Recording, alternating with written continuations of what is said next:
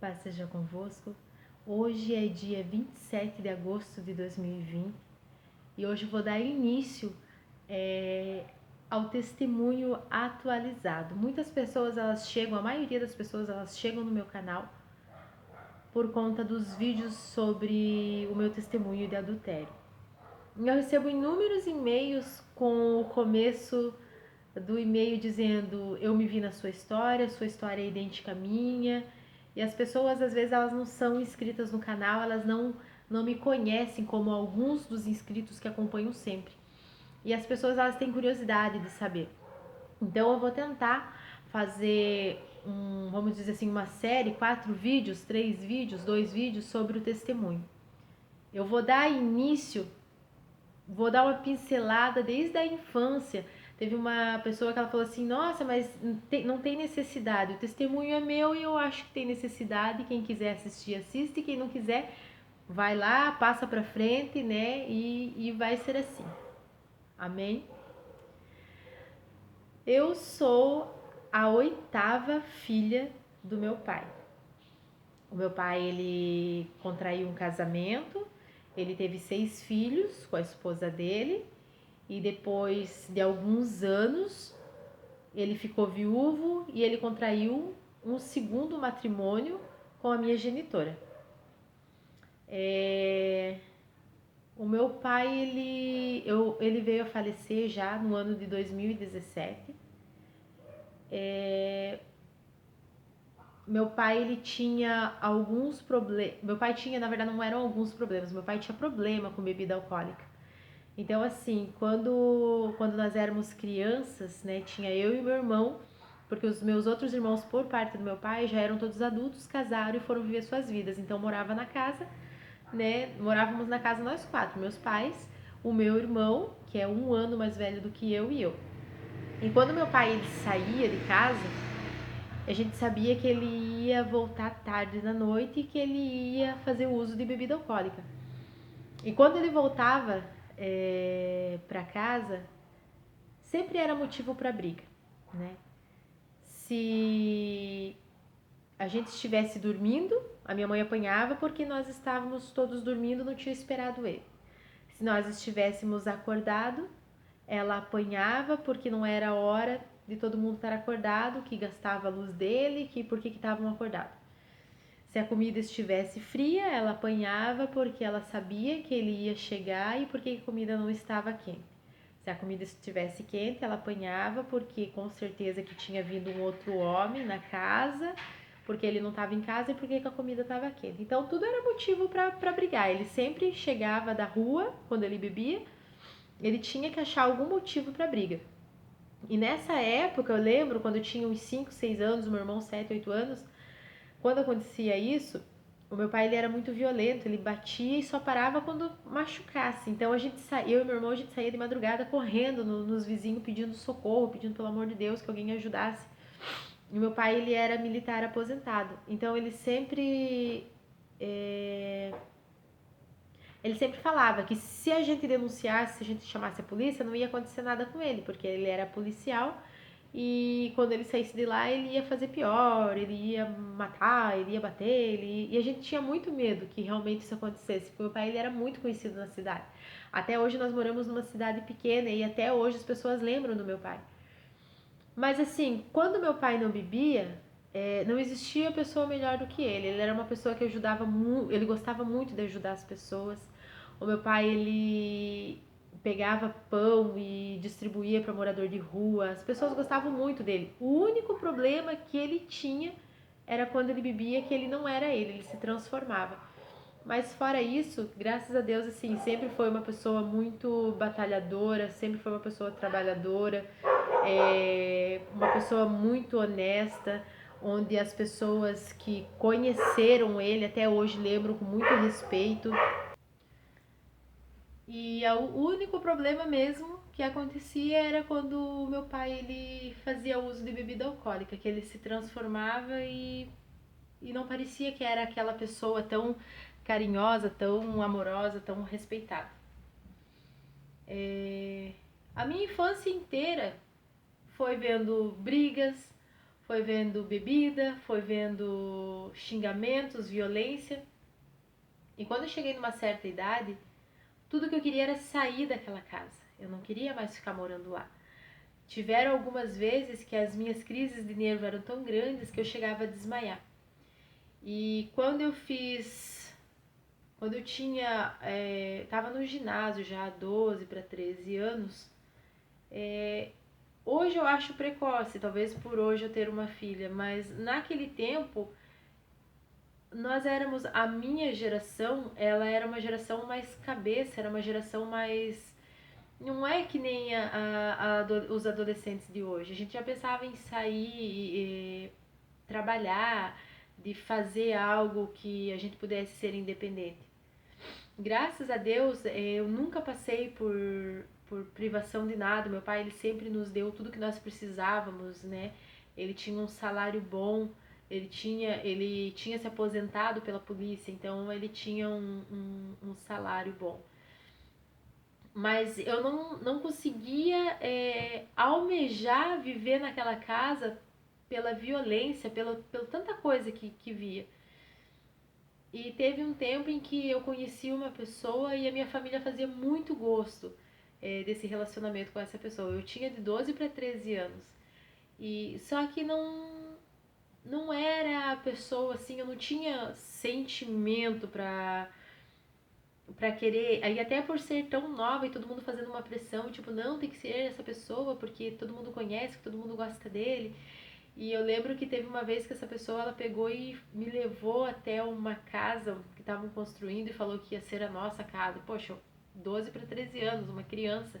E aquilo me assustou muito. Então, eu queria sair de casa, mas não queria sair assim, tipo, eu pensava, como é que eu vou ficar longe do meu pai, né? Como é que eu vou ficar longe da minha casa?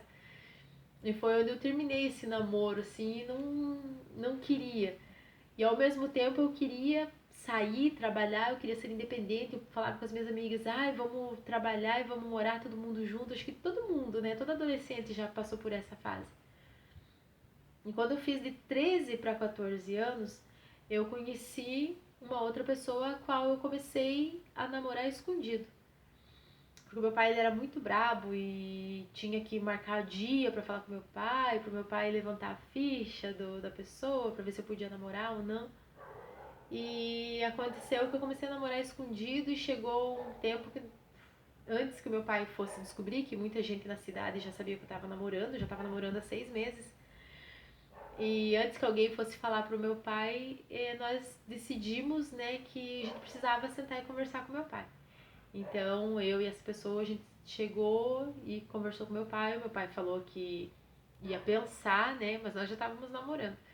Ia pensar se ia deixar namorar e que tal, que no dia que ele marcasse, essa pessoa ia voltar lá na casa e o meu pai ia falar se deixava namorar ou não. Passou os dias que ele falou que ele ia pesquisar sobre a pessoa e se ia permitir com que eu namorasse. E no dia marcado, a pessoa foi lá e ele consentiu que a gente viesse namorar. E isso foi com 13 para 14 anos. Fiquei dos 13 até os 17. Nos 17 anos, meu pai começou a me pressionar porque eu precisava noivar, que onde que já se viu, que se essa pessoa não quisesse um compromisso mais sério, então que me deixasse. E foi com 17. Não, foi com 16 anos, 15 para 16. Comecei a namorar com 13 para 14. De 15 para 16, nós noivamos. E quando foi de 16 para 17 anos, eu ainda era de menor, porque meu pai que teve que ir assinar lá no cartório, a gente decidiu casar. E quando eu casei, acho que todo mundo que já saiu de casa para casar, que é apegado, né, em casa, é uma sensação muito estranha. É muito estranho, porque quando você casa, quando você toma uma decisão tão importante da vida, né? Porque eu penso assim, de todo o meu coração, ninguém casa pensando em separar. Ninguém vai planejar, ninguém conhece. Quando você conhece alguém e você vê que não é aquela pessoa, que você não tem um sentimento, você vai simplesmente, não é o que eu quero, não é, né? Mas ninguém casa, ninguém assume um compromisso tão grandioso assim. Eu acredito, pode ser que existam casos específicos, né? Mas se você é livre para você escolher quem você quer, eu não acredito que a pessoa vá casar naquele momento já com o pensamento, eu vou depois de certo, eu amo essa pessoa, mas depois de certo tempo eu vou me divorciar dela, eu vou separar, eu vou trair. Ninguém casa, eu não pensava dessa forma. Eu imaginava, eu vou casar e eu amo e vai ser pra toda a vida. Esse é o pensamento da pessoa que casa. E comigo não foi diferente. Passamos muitas dificuldades no início, né? Como eu acredito que todo casal, quando não tem muito recurso financeiro, passa. Mas também nunca chegamos a passar fome. Eu morava. Quando eu casei, eu saí da minha casa e a casa dos meus ex-sogros era o sobrado. Então a parte de cima eles moravam e a parte de baixo nós fomos morar, né? Na época meu marido ele pegou e terminou a parte de baixo e nós fomos morar. Era uma casa, era casa independente, como se fosse um apartamento, né? O apartamento de cima e o apartamento de baixo. E quando eu conheci, né? Voltando agora já. Quando eu conheci o meu marido, no caso, ele cantava em lanchonete. Ele e o irmão deles tinham uma dupla e eles cantavam em lanchonete.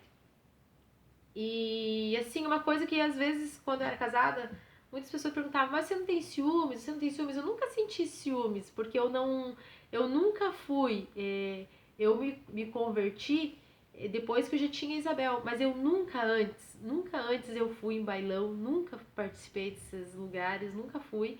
Eu conheci ele quando ele cantava numa lanchonete, o trabalho dele, enquanto nós éramos casados, sempre foi cantar em bailão, cantava em bailão. Só que assim, ele e o irmão dele nunca foram de beber, nunca foram de fumar, até onde eu sei, nunca foram tipo, de fazer qualquer coisa errada. Era o sustento dele e eu conheci ele assim. Então, uma coisa que pra mim nunca foi um problema, ele cantar na noite, né? E nós casamos no ano de 2012. Não, 2002. Nós casamos no ano de 2002 e em 2004 a Isabel ela nasceu. E nossa, nós fazíamos muitos planos, nós tínhamos muitos planos. Na época eu tinha 19 para 20 anos quando a Isabel nasceu, eu engravidei quando ela tinha 19, ela foi nascer quando eu tinha 20 anos. E foi naquela época em que nós estávamos conquistando muitas coisas, né? Nós tínhamos, os nossos móveis eram todos novos. Nossa, como é gostoso você formar a tua casa, você montar a tua casa com tudo aquilo que você deseja. Você chega na loja, você vê, você está trabalhando, você pode comprar aquilo e é com o seu dinheiro. Na parte de relacionamento, o meu marido ele era totalmente diferente do meu pai. Graças a Deus ele nunca teve vício de beber, eu nunca sofri tipo de agressão nenhuma, nem verbal, nem física alguma. E eu tinha muito medo. Eu acredito que todas as mulheres, né, que passam por uma situação dessas, onde tem pais com problemas de seja de bebida, seja de algum tipo de drogas e mesmo que geram a violência, elas têm muito medo, né, com que o futuro relacionamento delas também seja assim. Eu mesmo, quando antes de conhecer o pai da Isabel, eu sempre falava assim, não, eu não vou me casar, eu não vou me casar, porque eu não tinha uma referência de casamento. Então eu não queria me casar. O meu pensamento era que eu ia trabalhar, eu ia morar com as minhas amigas e eu não ia casar. E foi o contrário. Eu conheci uma pessoa que sempre me respeitou, uma pessoa que sempre foi honesta, sempre deu os seus pulos para nunca deixar faltar nada em casa. Quando eu falo deu os seus pulos é quando eu não estava cantando, ia trabalhar de pedreiro, ia trabalhar carpindo, ia fazer qualquer coisa, né? Mas tudo honestamente. E quando a Isabel tinha 3 anos, o meu pai ele nos ajudou a comprar uma casa. Então nós saímos de lá, da casa do meu sogro e da minha sogra, e a gente foi morar na casa que era nossa. Mas nós passamos algumas dificuldades. Nós passamos algum tempo em que o irmão, né, o tio da Isabel, ele ficou doente, e como eles eram uma dupla, não tinha como só um cantar. Então nós passamos algumas dificuldades financeiras. Nós tínhamos a primeira dificuldade financeira nós passamos quando eu ainda estava grávida. E eu lembro que a única coisa que tinha no armário era um pacote de milho de pipoca. Então eu comia pipoca e tomava água, comia pipoca e tomava água, acho que para dar aquela sensação de satisfação no estômago, de saciedade. E E o pai de Isabel sempre trabalhando, sempre correndo atrás. Até porque eu tava já de 7 para 8 meses, Isabel ela já tava quase para nascer. E nós passamos por essa dificuldade. Mas sempre trabalhando, sempre correndo atrás. E logo depois o irmão dele se recuperou, eles voltaram a cantar. E aqui no litoral, quando se canta. Agora não, porque né, não tem mais muitas lanchonetes assim. Mas lá em 98 até 2005, aqui na minha cidade, por ser uma cidade litorânea, tinham muitas lanchonetes e as pessoas, quem cantava, eles ganhavam um dinheiro bom cantando. Então, assim, eu não precisava trabalhar, eu não trabalhava, eu ficava só cuidando da casa e cuidando da Isabel. Só quem trabalhava, no caso, era o meu marido. E nós conseguíamos viver muito bem. Logo que eu casei, eu parei de trabalhar, mas eu já tinha comprado alguns móveis da casa, o que nós não compramos, nós ganhamos, então a nossa mobília ela era toda nova, nós tínhamos tudo que imaginar dentro de uma casa a gente tinha. E quando a Isabel fez 3 anos, meu pai ele nos ajudou para que nós conseguíssemos comprar uma casa. Foi comprada essa casa e a Isabel tinha o quarto dela, era uma casa maior. E a sensação assim de você conseguir adquirir algo seu, você ter algo seu, é uma sensação muito gostosa. Ainda mais quando você vem já de uma infância que você é temerosa, né? Você tem medo que as coisas não dê certo por tudo que você já viveu. Mas graças a Deus, né? Eu não podia falar que eu não tinha feito uma boa escolha, porque graças a Deus meu marido ele trabalhava honestamente e nós vivíamos sim em harmonia. Nos primeiros anos do casamento nós brigávamos muito, mas porque eu sempre fui mesmo, eu não tenho vergonha em dizer e sei que muitas mulheres vão se identificar. Talvez por ter sido a filha mais nova, eu não sabia lidar muito com o não. Então eu não sabia lidar muito com o não. A gente brigava muito, discutia muito, porque uma opinião muito forte tinha que ser exatamente aquilo. E se eu sabia que o que eu estava falando era correto, eu defendia. E não me importava muito se fosse magoar, se fosse usar qualquer tipo de palavra para as outras pessoas. Então a gente brigava sim, teve no começo do relacionamento a gente brigava muito, muito, muito. Mas teve um tempo que as brigas cessaram, teve um tempo que as coisas foram se acalmando. E foi nesse tempo onde tudo era para ter dado certo. A Isabel ela tinha já de 5 para 6 anos, quando a Isabel tinha 3 anos, voltando um pouquinho, o meu pai ele começou a ficar muito doente. Meu pai ele ficou muito doente. O meu pai ele tinha 69 anos no ano de 2002. E de todos os filhos que o meu pai tinha, não eram todos que iam atender ele, não eram todos que iam cuidar dele. Né? As pessoas, os meus irmãos, eles formaram as suas famílias e eles achavam que a responsabilidade era da esposa agora cuidar, coisa que realmente é. Mas não custava também um filho ou outro fazer um rodízio e cuidar, né? E no meio de 8 filhos, se 2 ou 3 cuidavam do meu pai e corriam para o hospital e faziam as coisas, era muito, não tinham muitas pessoas que faziam algo pelo meu pai. E assim, o único problema que o meu pai tinha, que o meu pai teve, foi a bebida. Porque quando meu pai ele não bebia, não existia pessoa melhor no mundo do que o meu pai. E quando ele começou a ficar muito doente, ele já não bebia mais. Então, assim, foi um momento que eu acredito que foi um momento que Deus ele permitiu que eu vivesse com o meu pai, esse momento de fragilidade dele, para eu ver que a maldade não era dele. Ele tinha um problema com bebida e quando ele bebia, ele agia dessa forma mal. Mas o meu pai, ele era uma pessoa maravilhosa. E no ano de 2007, o meu pai ele veio ficar muito doente. Meu pai ele tinha feito uma cirurgia no coração, tinham cerrado essa parte do osso do peito dele e tinham colocado uma válvula cirúrgica no coração do meu pai. Passado um ano, ele começou a ter muitas dores, ele começou a ter tosse, começaram a tratar o meu pai de pneumonia. E a gente levou meu pai para Paranaguá, ele ficou internado, trouxemos para a cidade, para cá, de volta e nada. Quando levamos para Curitiba, já não tinha mais muito o que fazer. Essa válvula ela tinha necrosado. E pelo fato do meu pai ser de idade, ele já não iria aguentar que abrissem a cirurgia dele de volta. Então foi uma coisa muito rápida, infelizmente foi uma coisa muito rápida. E eu lembro que antes do meu pai ir pro hospital, ele tinha, dessa última vez, ele já tinha ido 2 vezes, ele tinha ficado internado na UTI 2 vezes. E quando meu pai ele foi, todo dia ele ia na minha casa, todo dia, todo dia, todo dia. E eu lembro que um dia ele chegou e ele falou assim pra mim, amanhã eu vou me internar. Eu falei pra ele assim, pai, não vai, porque eu tive um sonho muito ruim. Daí ele falou assim, que sonho que você teve? Eu falei que eu tinha visto um homem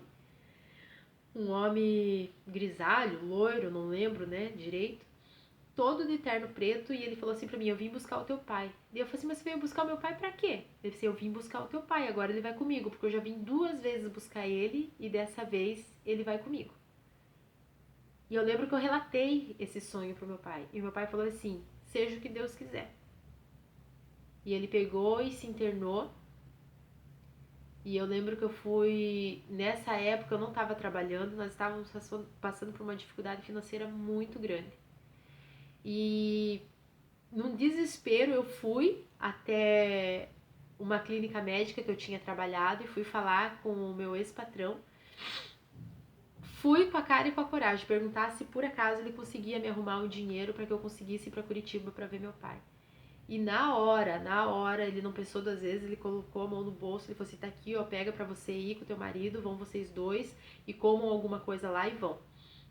E nesse dia, quando eu tava voltando pra casa, eu encontrei o meu irmão, um dos meus irmãos. E ele falou assim, nossa, quanto tempo que eu não te vejo, onde você tá indo? Eu falei assim, eu vou ver o pai amanhã.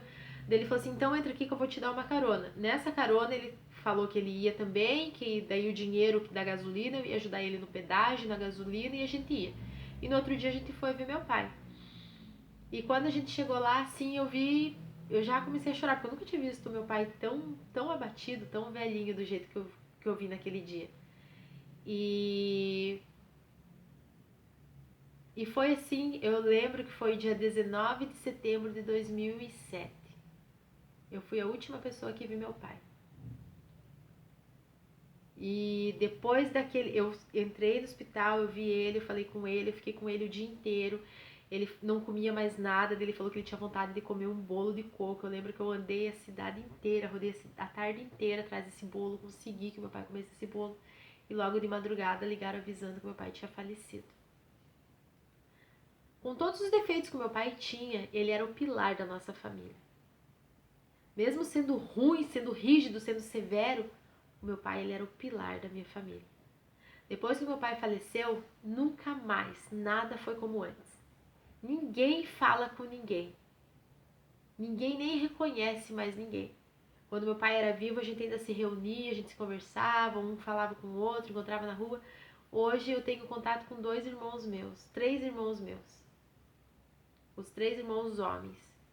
Teve um irmão meu ano retrasado que ele veio a falecer. E hoje que eu tenho contato, que eu converso, são 3 irmãos homens meus. E quando acabou, quando rompeu esse elo da família, quando a gente já não tinha mais o meu pai, a minha família ela passou a ser o meu marido e a minha filha. E nós vivemos um momento muito. Foi um momento onde eu entrei em depressão, onde eu adquiri toque, eu adquiri várias coisas assim que não eram só problemas físicos ou psicológicos, eram problemas espirituais também.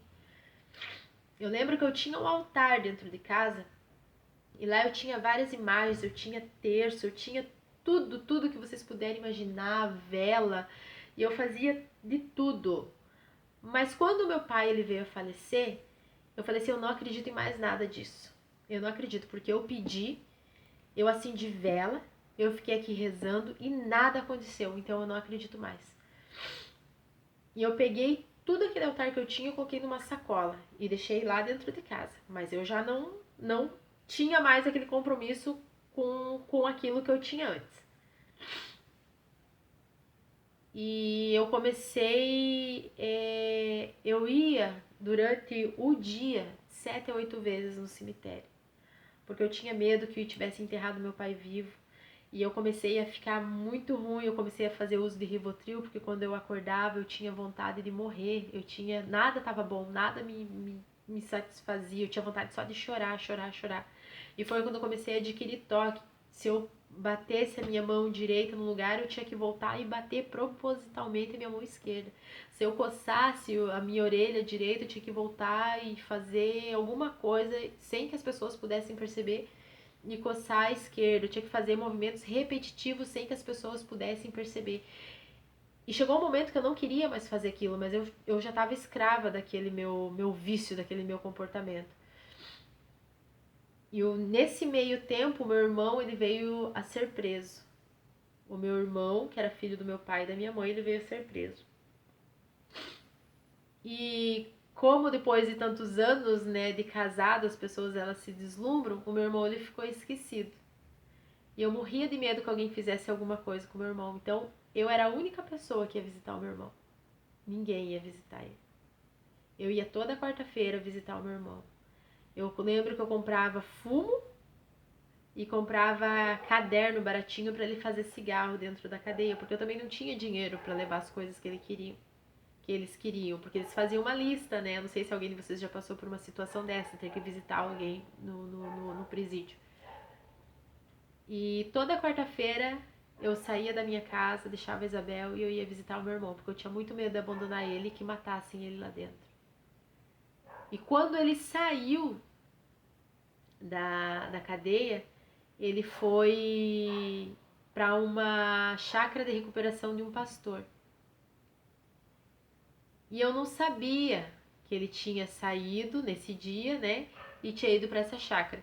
E um homem bateu no meu portão e eu morria de medo que fossem pessoas cobrando alguma coisa que ele estivesse devendo. E esse homem me deu uma carta e falou que ele era o pastor e que era para eu ir na igreja, que o meu irmão ia estar lá e queria muito que eu estivesse na igreja. E eu peguei e eu fui na igreja. Eu peguei, arrumei a Isabel e eu fui na igreja, porque era assim, como o meu marido ele cantava na noite, ele dormia durante o dia e ele trabalhava à noite. Então, já chegou nesse tempo, a gente já quase não convivia mais junto. E eu peguei e fui para a igreja e eu comecei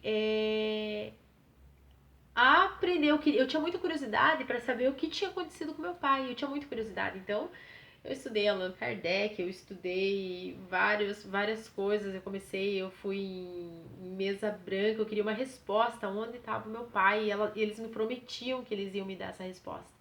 Então eu passei por todo o processo. E quando eu cheguei na igreja evangélica, foi uma coisa assim que eu senti paz. Eu senti paz no meu coração. Eu gostei do que eu senti naquele lugar. E eu queria, cada vez mais eu queria estar ali. E ali eu comecei a fazer amizades, eu tinha pessoas ali para poder conversar. Eu me sentia abraçada naquele lugar, eu me sentia importante, porque na outra semana, quando eu ia no culto, as pessoas elas perguntavam se eu estava bem, mas falavam o meu nome. Então eu pensava, poxa, a pessoa não esqueceu o meu nome, eu sou importante para essa pessoa pensou em mim porque ela não esqueceu o meu nome. E foi quando esse pastor ele começou a começar a falar para mim sobre as coisas as quais eu devia fazer, o que eu não devia fazer, e a sacolinha que eu tinha lá do altar mandou eu se livrar de tudo aquilo, e eu morria de medo, né? E ele começou, ali foi um processo de, eu vou dizer, de libertação, porque o primeiro amor, ele veio tão forte na minha vida que ele fez com que eu não fosse mais escrava de antidepressivo, que eu não fosse mais escrava de movimentos repetitivos. Eu comecei a entender melhor, a me confortar mais. O tempo passou e eu comecei a aprender a viver com a ausência do meu pai. A falta do meu pai eu sinto até hoje, saudades do meu pai eu sinto até hoje, mas hoje já não sou mais escrava daquela tristeza contínua a qual eu vivia por algum tempo. Eu passei aquele momento de luto. Existem dias que a saudade ela é mais latente, mas hoje eu consigo retomar os meus dias, eu consigo retomar a minha rotina, sabendo que hoje eu não tenho mais meu pai. A saudade, eu acredito assim, que até o último suspiro que o Senhor me proporcionar, eu vou sentir saudades do meu pai. Mas hoje eu já consigo lidar melhor com a ausência dele.